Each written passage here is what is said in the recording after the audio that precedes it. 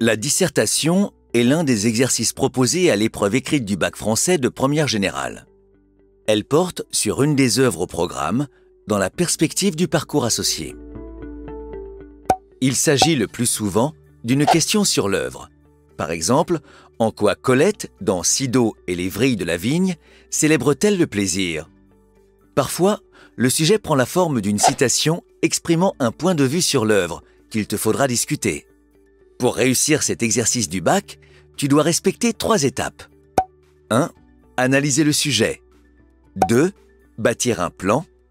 3. Rédiger. Découvrons en détail ces 3 temps grâce à cette carte mentale animée. La première étape consiste à analyser le sujet au brouillon. Commence par repérer les mots-clés.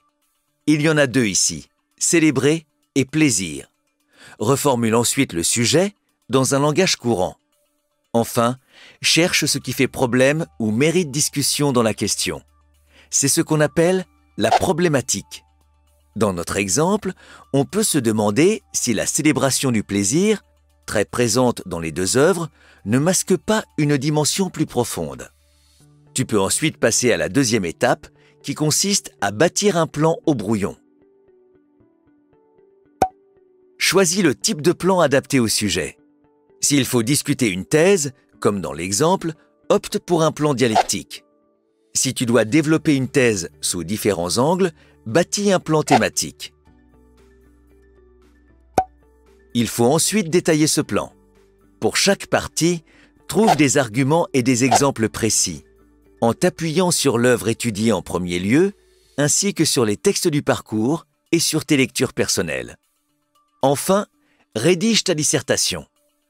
L'introduction, constituée d'un seul paragraphe, se compose d'une amorce qui introduit le thème, de la citation du sujet, de sa reformulation et de son analyse, de la problématique et de l'annonce du plan. Ensuite, le développement, qui suit le plan établi au brouillon, se compose de 2 à 3 parties. Chacune comprenant au moins 2 arguments, assortis chacun d'un exemple.